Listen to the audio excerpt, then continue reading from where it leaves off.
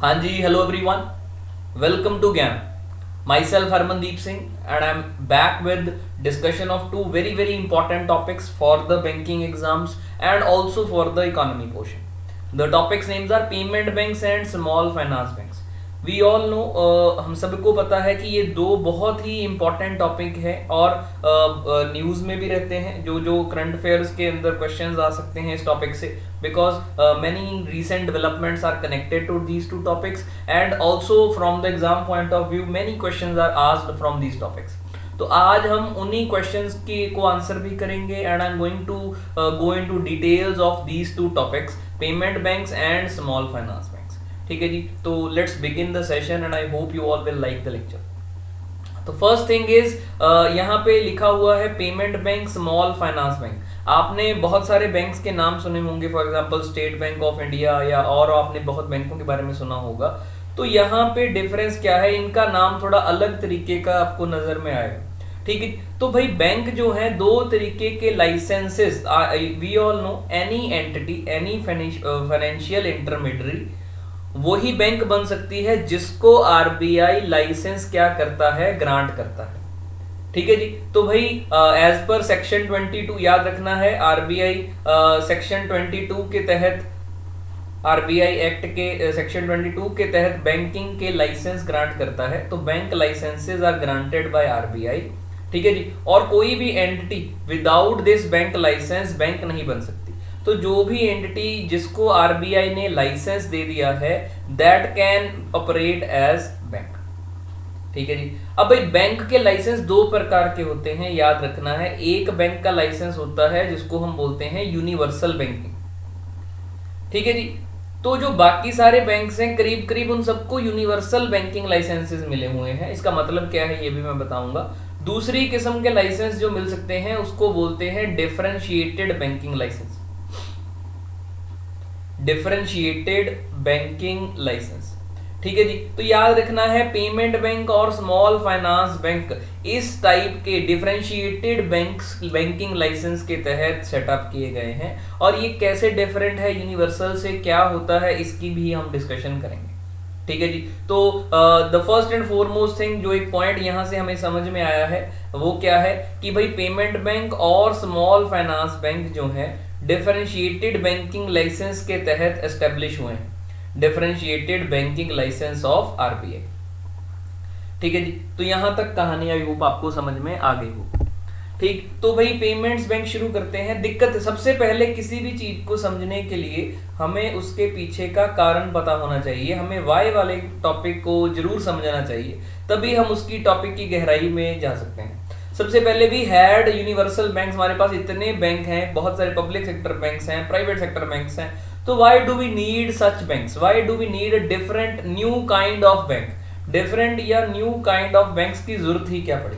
ठीक है जी, तो first and foremost question will be answering is this one. ठीक, क्यों हमें लाइसेंस नए तरीके के बैंकों की जरूरत पड़ी. देखो जो पुराने बैंक हैं वो बहुत सारी wide array of services provide करते हैं. बहुत सारी सर्विसेज क्या कर रहे हैं, प्रोवाइड कर रहे हैं. वो भाई बैंक का अकाउंट खोल के दे रहे हैं, म्यूचुअल फंड्स प्रोवाइड कर रहे हैं, क्रेडिट कार्ड्स प्रोवाइड कर रहे हैं, लोन्स की फैसिलिटी प्रोवाइड कर रहे हैं, लॉकर फैसिलिटी प्रोवाइड कर रहे हैं, चेक बुक दे रहे हैं आपको, व्हाट नॉट, बहुत सारी सर्विसेज आपको प्रोवाइड कर रहे हैं. एंड इन सर्विसेज के कारण इनका खर्चा होता है इन सर्विसेज पे. एंड दे एक्सपेक्ट कि भाई जब भी कोई बंदा अकाउंट खुलवाए इसके अंदर बैलेंस रखे, हमारे पास भी तो कुछ आना चाहिए, इसको यूज करे. ठीक है जी, और प्रॉफिट के चक्कर में इनका एक एंगल ये भी रहता है कि ये वही जगहों पे जाएंगे जहां पे कंसिडरेबल पॉपुलेशन है और पॉपुलेशन के पास कंसिडरेबल रिसोर्सेज भी हैं, पैसा भी है. आइसोलेटेड जगहों पे, ठीक है जी, दूर दुराडे गांव में, ठीक है जी, जहां पे लोग पैसे कम रखते हैं, अकाउंट्स खुलवाएंगे नहीं, बहुत थोड़े कैपिटल की यहाँ पे बात होती है, तो वहां पे बैंक जाना नहीं चाहते बिकॉज उनको वहां पे जाने से प्रॉफिट नहीं होता. ठीक है जी, धक्के से भेजेंगे, सरकारी बैंक्स को भेज भी देंगे धक्के से, तो क्या होगा, तो भाई वो लॉस में चले जाएंगे, उनकी वो ब्रांचेस लॉस में रहेंगी. ठीक, तो hence we need a solution ताकि हम इन आइसोलेटेड जगहों पे इन स्पेसिफिक काइंड ऑफ पीपल, ठीक, देखो specific kind of people, specific kind of people, जैसे कि स्टूडेंट्स हो गया, जैसे कि माइग्रेंट लेबरर्स हो गए, जैसे कि लो इनकम हाउस होल्ड हो गए, ठीक है जी। स्पेसिफिक प्लेसेस जैसे आइसोलेटेड एरियाज हो गए, या मैं कह सकता हूं अनबैंक्ड एरियाज हो गए, under served and unserved areas हो गए, अनसर्व्ड एंड अंडरसर्व्ड। तो भाई इन सब एरियाज के लिए हमने स्पेसिफिक डिफरेंशिएटेड बैंकिंग का लाइसेंस बनाया है। पेमेंट बैंक जो है स्पेसिफिक काइंड ऑफ लोगों की मदद करेंगे, स्मॉल फाइनेंस बैंक्स जो है under served and unserved areas के ऊपर फोकस करेंगे, ठीक है जी। दैट इज वाई, और इसके बाद चलते हैं आगे इनके बारे में क्या क्या किया गया लाइसेंस के द्वारा। तो भाई मैंने पहले भी बताया है, दो तरीके के लाइसेंस होते हैं, एक को बोलते हैं यूनिवर्सल बैंक लाइसेंस, दूसरे को बोलते हैं डिफरेंशिएटेड बैंक लाइसेंस। मैंने इसके पीछे के आपको रीजंस बता दिए, क्या क्या क्या कारण हैं जिसके कारण पे डिफरेंशिएटेड बैंक लाइसेंस खोले गए। To cater to specific people, poor लोगों को केटर करने के लिए specific people, and to cater to specific areas. दो अप्रोच को माइंड में रखते हुए डिफरेंशिएटेड बैंक के लाइसेंस जो हैं खोले गए हैं, ठीक है जी, डन। तो ये हमने रीजन सीख लिया, ठीक। तो पेमेंट बैंक्स भी डिफरेंशिएटेड बैंक लाइसेंस के अंदर आते हैं, क्यों? क्योंकि ये भाई यूनिवर्सल बैंक, और इनमें डिफरेंस क्या है, अब ये सेकंड क्वेश्चन है।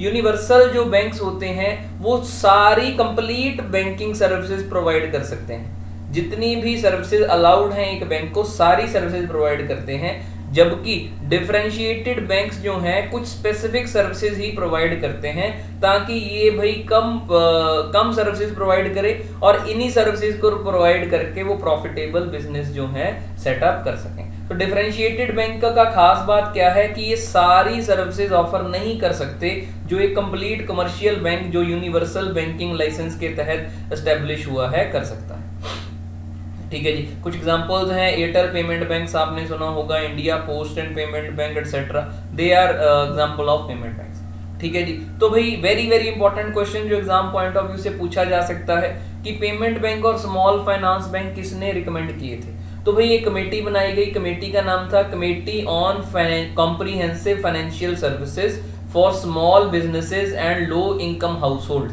ठीक है जी।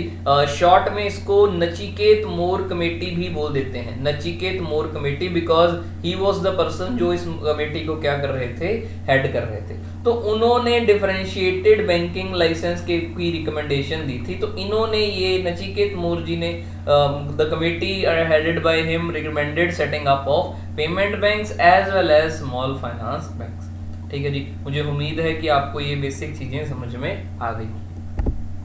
अब हम कुछ स्पेसिफिक बातें करते हैं जिससे क्वेश्चन पूछे जा सकते हैं, ठीक। वी ऑल नो कि बैंकों को सीआरआर एसएलआर मेंटेन करना होता है। सीआरआर की full form cash reserve ratio, cash reserve ratio, वो पैसा कैश फॉर्म में जो एक बैंक को आरबीआई के पास रखना है उसको हम बोलते हैं कैश रिजर्व रेशो, ठीक है जी। एसएलआर स्टैट्यूटरी लिक्विडिटी रेशो, ठीक है जी, वो पैसा जो एक बैंक को अपने ही पास रखना है in the form of liquid reserves, चाहे वो कैश हो, चाहे वो गोल्ड हो, चाहे वो गवर्नमेंट सिक्योरिटीज हो, ठीक है जी, अपने ही पास रखना है और जिसको आगे लैंड नहीं कर सकता उस प्रपोर्शन को हम बोलते हैं एसएलआर, ठीक है जी। तो भाई पेमेंट बैंक्स के लिए, नॉर्मल बैंकों के लिए, यूनिवर्सल बैंकों के लिए एसएलआर करीब 18% है, लेकिन पेमेंट बैंक्स के अंदर गरीबों का, लो इनकम हाउस होल्ड्स का, माइग्रेंट्स का पैसा डिपॉजिट होने वाला है।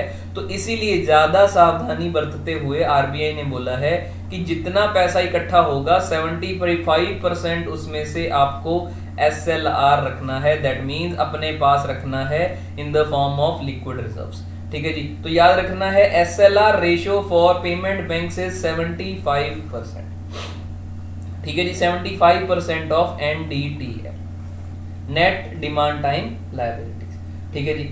दूसरी बात, एनआरआई यहाँ पे खाते नहीं खुलवा सकते इस बैंक के अंदर, तो NRIs can not open these accounts in payment banks, ठीक है जी।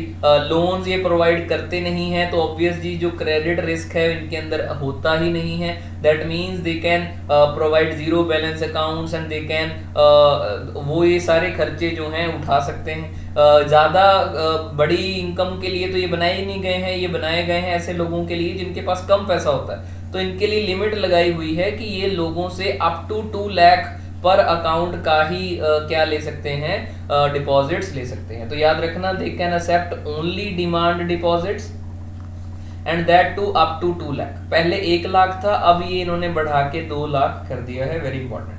डेबिट कार्ड इशू कर सकते हैं, क्रेडिट कार्ड इशू नहीं कर सकते, ये बात याद रखनी है। Credit card cannot be issued by payment banks, और टाइम डिपॉजिट भी एक्सेप्ट नहीं कर सकते। ये FD, RD, fixed deposit, recurring deposit, these cannot be accepted by payment banks as well.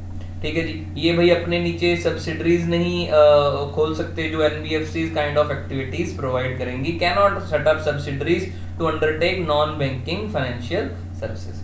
ठीक है जी, दीज आर समथिंग जो आपके लिए एग्जाम पॉइंट ऑफ व्यू से इंपॉर्टेंट है।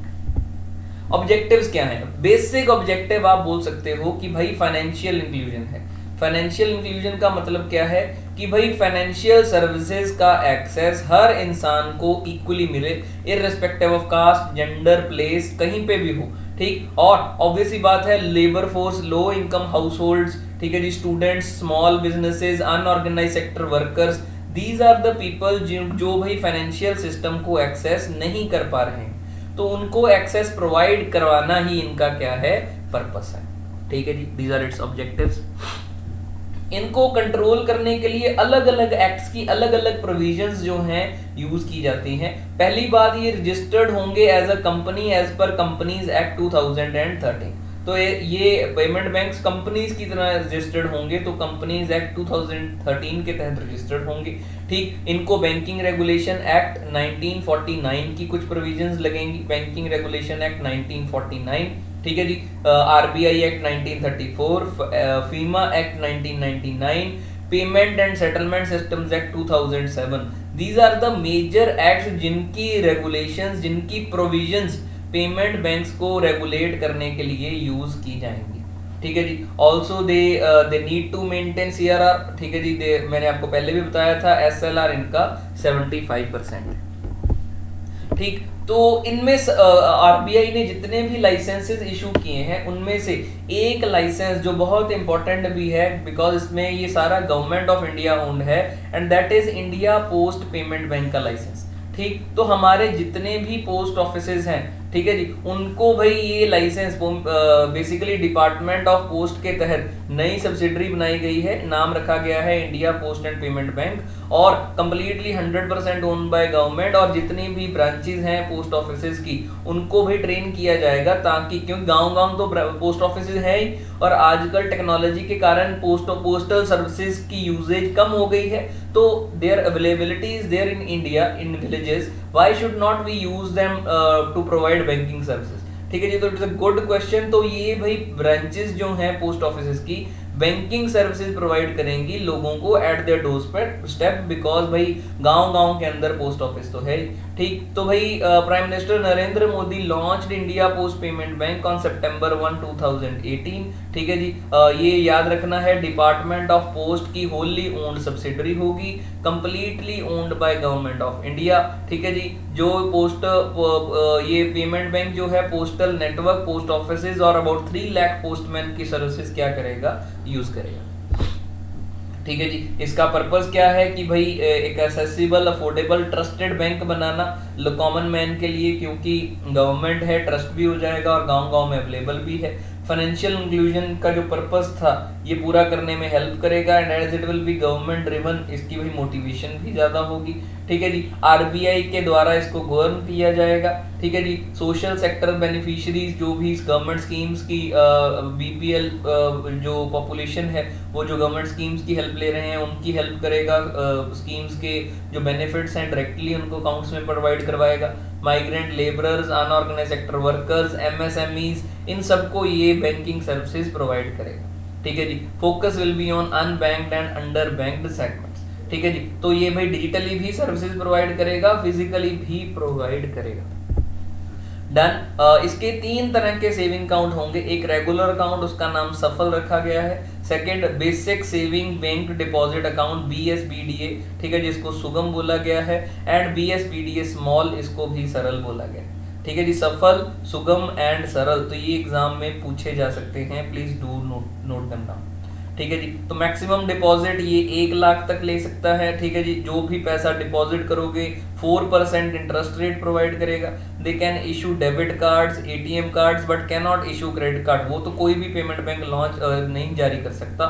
ऑल्सो लोन्स भी प्रोवाइड नहीं कर सकते लाइक अदर पेमेंट बैंक्स, ठीक है जी। तो ये मनरेगा पेमेंट्स जो हैं, जो भी और स्कीम के बेनिफिट्स हैं, डायरेक्टली क्या करेगा, ट्रांसफर करेगा, ठीक है जी। Also the account holders will be issued QR code based biometric card, quick response code वाला एक बायोमेट्रिक कार्ड भी दिया जाएगा जो सर्विसेज एक्सेस करने के लिए यूज किया जा सके। मूविंग ऑन, रीसेंट डेवलपमेंट क्या है, Airtel payment bank, it was in news, तो पूछा जा सकता है। एयरटेल पेमेंट बैंक, जिसको भी पेमेंट बैंक का लाइसेंस मिला है, उसको second schedule of RBI act के अंदर डाल दिया गया है।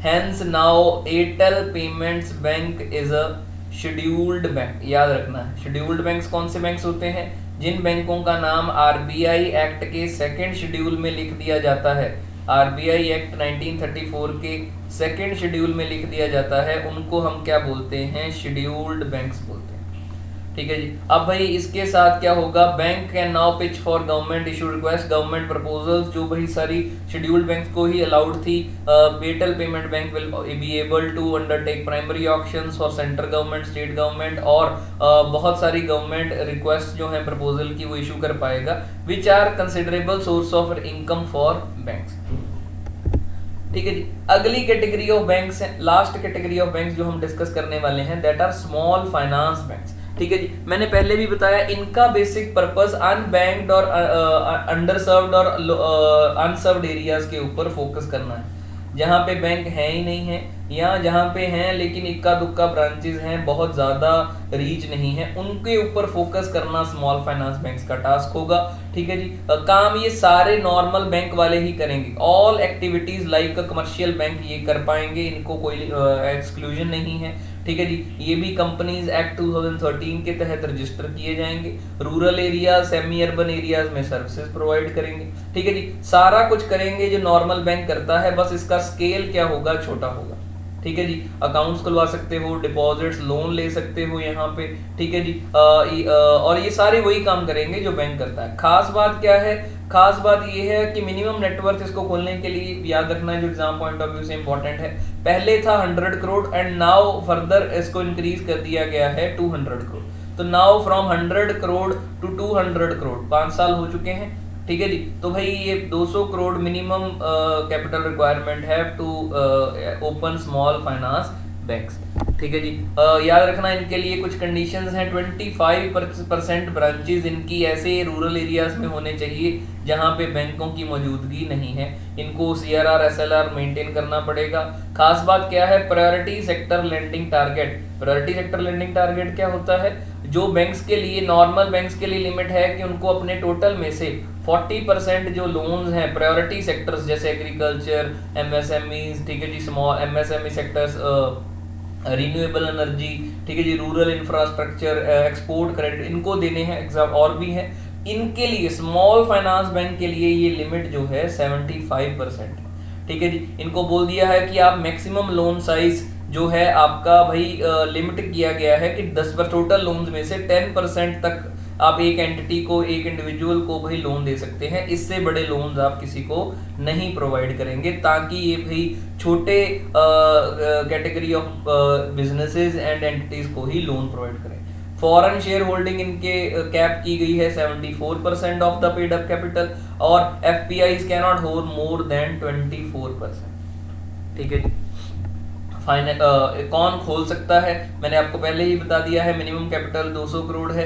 Recently a committee had suggested to increase it to 300 crore, पर भाई ये मौजूदा 200 करोड़ है, ठीक है जी। जिनको 10 साल का एक्सपीरियंस है बैंकिंग या फाइनेंस सेक्टर में, कंपनीज या एंटिटीज या इंडिविजुअल्स को, और जो इंडिया के रेजिडेंट हैं वो ये खोल सकते हैं स्मॉल फाइनेंस बैंक्स, ठीक है जी। NBFCs ये बैंक खोल सकती हैं, micro finance institutions, local area banks, even payment banks भी स्मॉल फाइनेंस बैंक्स खोल सकते हैं 5 सालों के बाद, ठीक है जी। तो याद रखना है, और खास बात very very important, RBI on tap licensing भी प्रोवाइड करता है।